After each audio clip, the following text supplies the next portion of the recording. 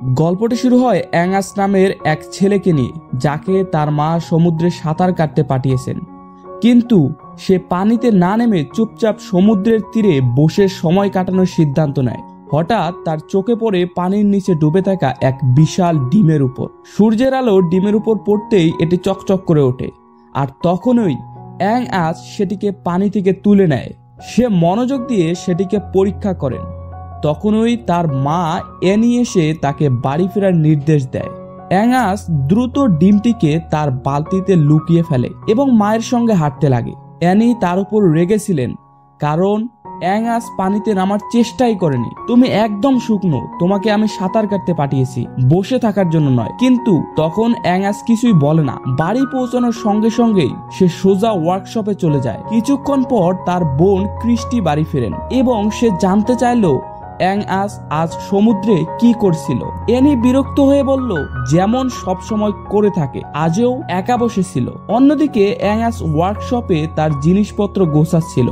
এই ওয়ার্কশপটি একসময় তার বাবা চার্লির ছিল, যিনি বর্তমানে দেশের হয়ে যুদ্ধে লড়াই করতেছেন। অ্যাঙ্গাস বাবার কথা ভাবতে ভাবতে তার ছবি দেখতে লাগে। এরপর ক্যালেন্ডারে চোখ পড়তেই সে দেখে তার বাবা কবে বাড়ি ফিরবেন। এরপর সে সমুদ্রে পাওয়া ডিমটি বের করে ধুয়ে তার উপরের স্তর সরিয়ে ফেলে। ডিমের ভিতরে উজ্জ্বল নীল রং দেখে সে অবাক হয়ে যায়। ঠিক তখনই অ্যানি তাকে ডাকলো, ফলে তাকে ডিমটি ফেলে রেখে দৌড়ে বাড়ির দিকে যেতে হয়। সেই রাতেই হঠাৎ প্রবল বৃষ্টি শুরু হলো। অ্যাঙ্গাস আতঙ্কিত হয়ে পড়ে যে ওয়ার্কশপে রাখা ডিমটি নিরাপদে আছে কিনা। সে সঙ্গে সঙ্গে বৃষ্টির মধ্যে দৌড়ে ওয়ার্কশপে যান, কিন্তু সেখানে গিয়ে দেখে ডিমটি ইতিমধ্যেই ফেটে গেছে। সে চারপাশে তাকিয়ে দেখার চেষ্টা করে ডিমের ভেতর থেকে কি বের হয়েছে। তখনই সে দেখতে পায় এক অদ্ভুত প্রাণী। সে ধীরে ধীরে প্রাণীটির দিকে এগিয়ে হাত বাড়িয়ে স্পর্শ করার চেষ্টা করে, কিন্তু প্রাণীটি তার দিকে কামড় দিতে ধরে। তখন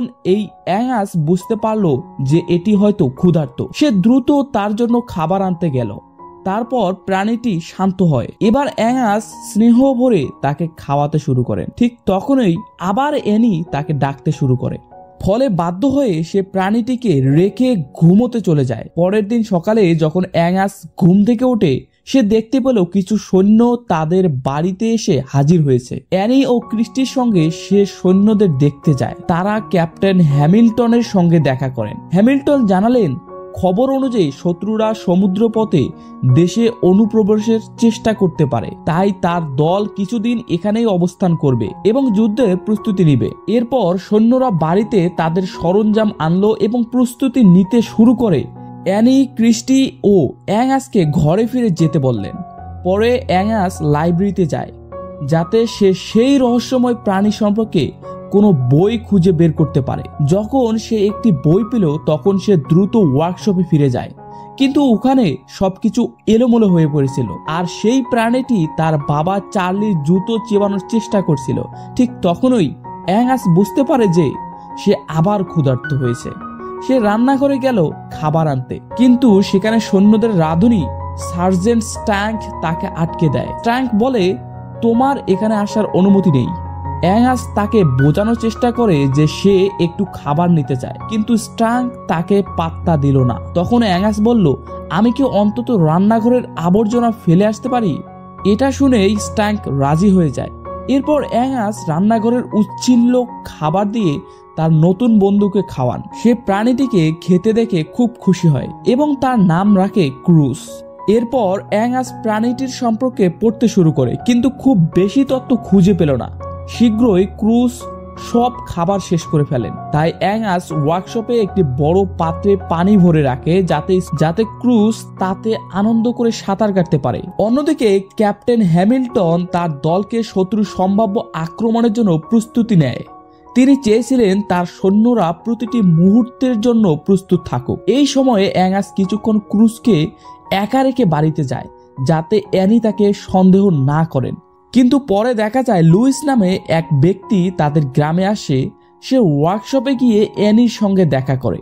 লুইস বলল সে ওয়ার্কশপে কাজ করতে চায়। অ্যানি দেখে বলল, আগে পুরো ওয়ার্কশপ পরিষ্কার করো, তারপর কাজ পাবে। লুইস সঙ্গে সঙ্গে কাজ শুরু করেন। এদিকে সে ওয়ার্কশপ থেকে সেই আবর্জনার বাক্স বের করে ফেলে, যার ভিতরে অ্যাঙ্গাস ক্রুসকে লুকিয়ে রেখেছিল।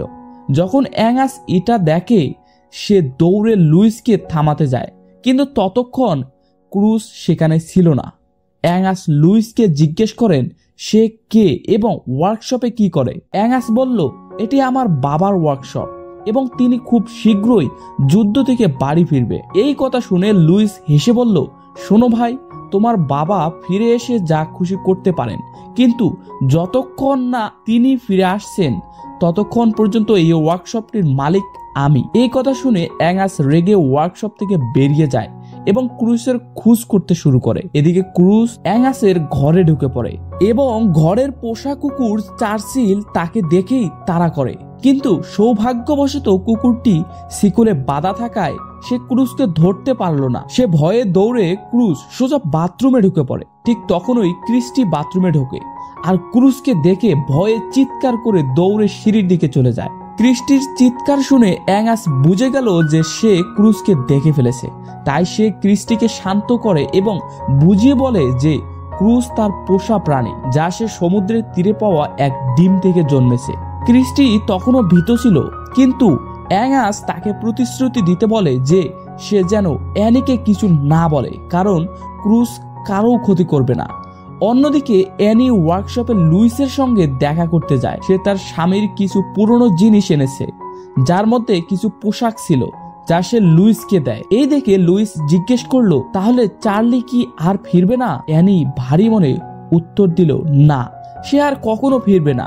এই কথা শুনে লুইস বলে, কিন্তু অ্যাঙ্গাস তো আমাকে বলেছিল যে তার বাবা যুদ্ধ থেকে ফিরতে চলেছেন। অ্যানি বলে, অ্যাঙ্গাস এখনো শিশু, সে সত্যিটি জানে না। আসলে চার্লি যুদ্ধের সময় একটি জাহাজ ডুবিতে মারা গিয়েছে। এরপর অ্যানি লুইসকে বাথরুমের ছাদে লিক সারানোর অনুরোধ করে। লুইস যখন বাথরুমে কাজ করতে এলো তখন দেখা গেল সেটি সেই বাথরুম যেখানে অ্যাঙ্গাস ও ক্রিস্টি ক্রুজকে লুকিয়ে রেখেছিল। লুইস দরজায় নক করতেই তারা তাকে ঢুকতে বাধা দিতে লাগে। অনেকক্ষণ অপেক্ষার পরও যখন কেউ দরজা খুলল না, লুইস হুমকি দিল যে সে অ্যানিকে জানিয়ে দিবে। অবশেষে বাধ্য হয়ে ক্রিস্টির দরজা খোলে। লুইস ভিতরে ঢুকে কাজ শুরু করে, কিন্তু হঠাৎ তার চোখ ক্রুজের উপর পড়ে। সে ভয় পেয়ে চিৎকার করে বলে, এটা কি? অ্যাঙ্গাস তাকে পুরো ঘটনা বলে, কিভাবে সে ডিমটি খুঁজে পেয়েছিল এবং কিভাবে ক্রুজ জন্ম নিয়েছে। লুইস অবাক হয়ে তাকিয়ে থাকে, তারপর হাত বাড়িয়ে ক্রুজকে স্পর্শ করতে যায়, কিন্তু হঠাৎই ক্রুজ তাকে কামড়াতেই উদ্যত হয়। লুইস দ্রুত হাত সরিয়ে নেয়, তারপর বলে, এটি দেখতে একদম সি হর্সের মতো। সে আরো বলে, সি হর্স পৃথিবীর বিরলতম প্রাণীদের মধ্যে একটি। বলা হয়ে থাকে এক সময়ে পৃথিবীতে মাত্র একটি সি হর্স ছিল। একটি সি হর্স মারা গেলে তখনই আরেকটি ডিম পেটে নতুন সি হর্স জন্ম নেয়। লুইস ক্রুজের জাদুকরী শক্তি সম্পর্কে বলেন। ঠিক তখনই অ্যানি দরজায় নক করে। অ্যাঙ্গাস দ্রুত লুইসকে সাহায্য করতে বলে, কারণ অ্যানি কখনোই ক্রুজকে ঘরে রাখার অনুমতি দেবে না। লুইস রাজি হলো এবং কোনোভাবে ক্রুজকে লুকিয়ে রাখে। অ্যানি ঘরে ঢুকে, কিন্তু আশ্চর্যের বিষয় সে কিছুই দেখতে পেল না। যদিও ক্রুজ দরজার আড়াল থেকে উকি দিচ্ছিল, তবু লুইস স্মার্টলি পরিস্থিতি সামনে নিয়েছিলেন। এরপর যখন অ্যানি ঘর থেকে বেরিয়ে গেল, ঠিক তখনই তার দেখা হলো ক্যাপ্টেন হ্যামিল্টনের সঙ্গে।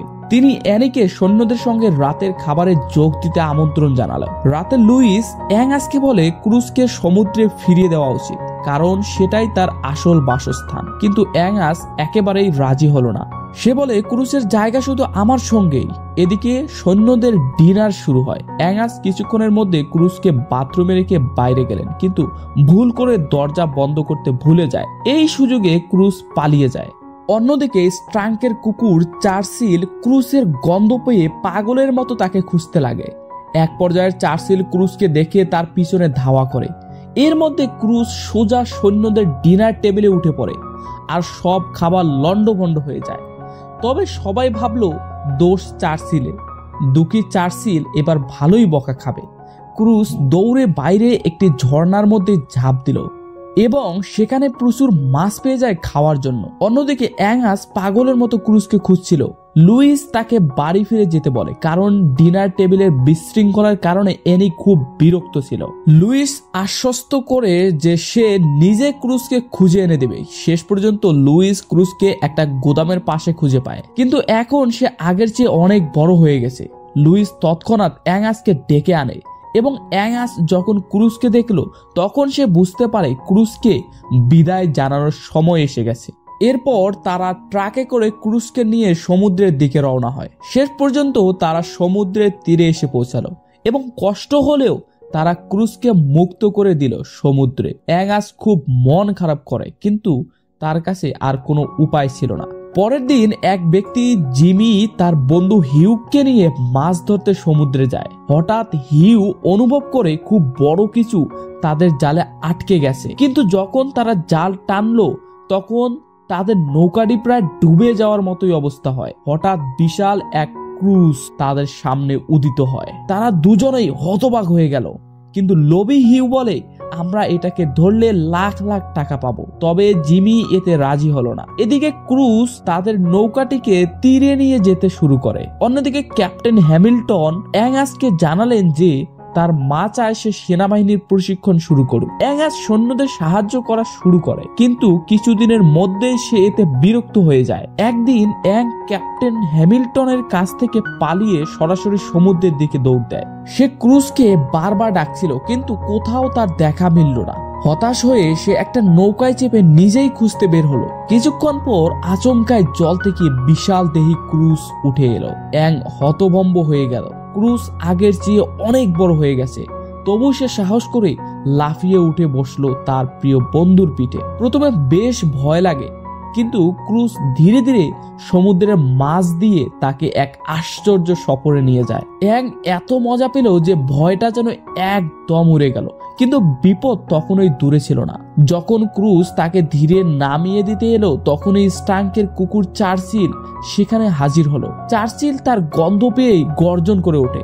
তার মালিক স্টাঙ্কও সেখানে ছিল, আর কুকুরের আচরণ দেখে সে বুঝতে পারে যে কিছু একটা অস্বাভাবিক ঘটছে। যখন সে বিশাল দেহী ক্রুজকে দেখে তার চোখ বিস্ময়ে ছানাবড়া হয়ে গেল। এত বড় অদ্ভুত এক প্রাণী সে জীবনে কখনো দেখেনি। রাতে তার বোন ক্রিস্টির সঙ্গে দেখা করে। সে উত্তেজিত হয়ে লুইসকে বলে সমুদ্রের একটা আস্ত সিংহের মতো প্রাণী আছে। লুইস শুনে আনন্দে লাফিয়ে ওঠে। অন্যদিকে অ্যানি জানালার বাইরে থেকে দেখছিল তার ছেলে মেয়েদের এতদিন পর প্রাণ খুলে হাসতে দেখে তার চোখে জল চলে আসে। সে চুপচাপ চলে যাচ্ছিল, তখন লুইস তাকে দেখে তার পিছনে ছোটে। অ্যানি ধীরে হাসে, বলল, তোমার জন্যই আজ ওরা এত হাসছে। লুইস, ধন্যবাদ। লুইস লজ্জায় মাথার চুলকে বলে, এ আর এমন কি। অন্যদিকে জিমি এক সাংবাদিক জকের কাছে ছুটে গেল। সে উত্তেজিত হয়ে বললেন, সমুদ্রে এক অদ্ভুত প্রাণী পাওয়া গেছে। জক শুনে ভাবে, এ তো বিশাল খবর, এটার সাহায্যে বিনিয়োগকারী ও পর্যটক আনতে পারবো। কিন্তু হিউ বিরক্ত হয়ে বলে, শহর ঠিক যেমন আছে তেমনই থাকুক। জক মাথা নেড়ে বলে, তবু মানুষের জানার অধিকার আছে। যদি সমুদ্রে সত্যি বিপজ্জনক কিছু থাকে তবে সবাইকে সতর্ক করতে হবে। পরের দিন ক্যাপ্টেন হ্যামিল্টন অ্যানি ও তার সন্তানদের একটা পাহাড়ের চূড়ায় নিয়ে গেল। সে তাদের দেখাতে চাইল তার সৈন্যরা কিভাবে শত্রুদের বিরুদ্ধে যুদ্ধ করে, কিভাবে পানির নিচে লুকিয়ে থাকা শত্রুদের ধ্বংস করে। তবে শুনেই আতঙ্কে কেঁপে ওঠে। ক্রিস্টি বুঝতে পারে ক্রুসের জীবন মারাত্মক বিপদের মধ্যে পড়তে চলেছে। সে ছুটে গিয়ে অ্যানিকে অনুরোধ করে সৈন্যদের থামাতে। অ্যানি কিছুই বুঝতে পারছিল না। সে বিরক্ত হয়ে বলল, চুপ করে দাঁড়াও। ক্রিস্টি জোর দিয়ে বলে, সত্যিই বলছে এটা বিপজ্জনক। কিন্তু অ্যানি তার কথা শোনেনি। এরপরেই সৈন্যরা গোলাবর্ষণ শুরু করে। ক্রুস আতঙ্কিত হয়ে পড়েন। সে কোনোভাবে প্রাণ বাঁচাতে মরিয়া হয়ে উঠে পড়ে। এদিকে অন্যত্র জিমি ও জক ক্যামেরা হাতে সমুদ্রের তীরে হাজির।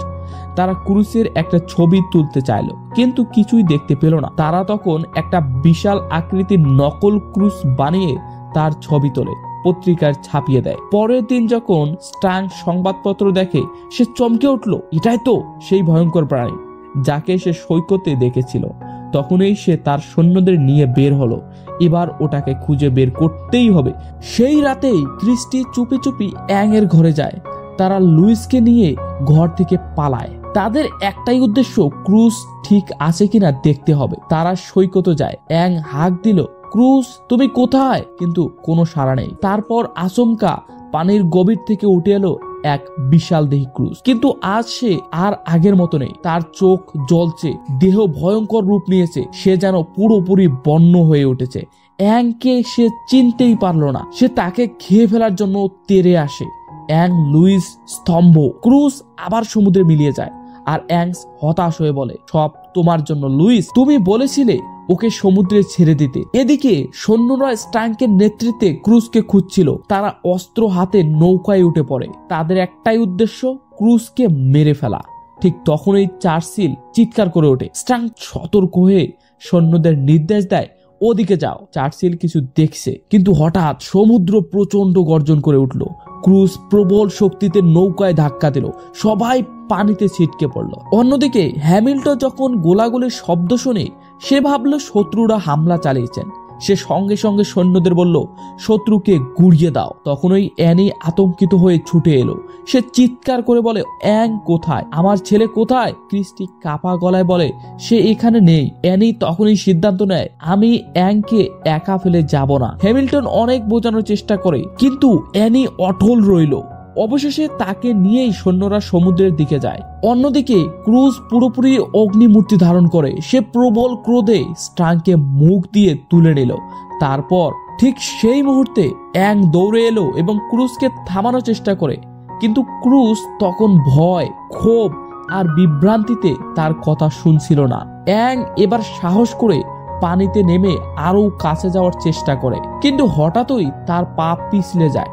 সে তীব্র স্রোতে ডুবে যেতে লাগে। ক্রুজ মুহূর্তের জন্য থমকে গেল। তার বন্ধুকে এইভাবে বিপদে দেখে সে আর নিজেকে আটকাতে পারল না। সে সঙ্গে সঙ্গে স্ট্যাঙ্ককে ছেড়ে দিয়ে ঝাঁপিয়ে পড়ল অ্যাংকে বাঁচাতে। বড় বড় ঢেউয়ের মাঝখান থেকে সে তাকে তুলে এনে তীরে নিয়ে যায়, কিন্তু অ্যাং তখন অচেতন, অজ্ঞান হয়ে গিয়েছিল। লুইস ও ক্রুজ তাকে বাঁচানোর জন্য প্রাণপণ চেষ্টা করে, কোনো সাড়া পাওয়া যাচ্ছিল না, কিন্তু তারা হাল ছাড়েনি। অবশেষে এক গভীর শ্বাস নিয়ে অ্যাং চোখ খোলে। সে আবার আগের মতো হাসতে পারল। তার সামনে তার বন্ধু ক্রুজ ছিল। অন্যদিকে ক্যাপ্টেন হ্যামিল্টন খবর পেল কোথাও শত্রুর নৌকার কোনো চিহ্ন নেই। তবু সে সৈন্যদের বলল, পানিতে আক্রমণ চালিয়ে যাও। এরপর সৈকতে যখন সে পৌঁছালো, ঠিক তখনই ক্রুজ আবার গভীর জলে লুকিয়ে যায়। এরই ছুটে গিয়ে তার ছেলে অ্যাংকে জড়িয়ে ধরেন। সে কাঁদছিল আনন্দে। অ্যাং উত্তেজিত হয়ে সবকিছু বলার চেষ্টা করে, কিন্তু এবার অ্যানি রেগে গিয়ে সে কঠিন গলায় বলল, অ্যাং, তুমি আবার তোমার কল্পনার জগতে ডুবে গেছো। এই ক্রুজ ট্রুজ বলে কিছুই নেই। ঠিক তখনই সাগরের গভীর থেকে এক বিশাল তরঙ্গ উঠে এবং ক্রুজ ধীরে ধীরে মাথা তোলে। অ্যানি হতভম্ব হয়ে গেল। এটা সত্যি।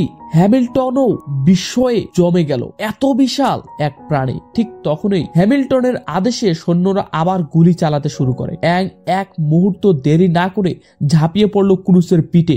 সে বলে, চলো, পালাতে হবে। অ্যানি আতঙ্কিত হয়ে হ্যামিল্টনকে বলল, এই মুহূর্তে আক্রমণ বন্ধ করুন।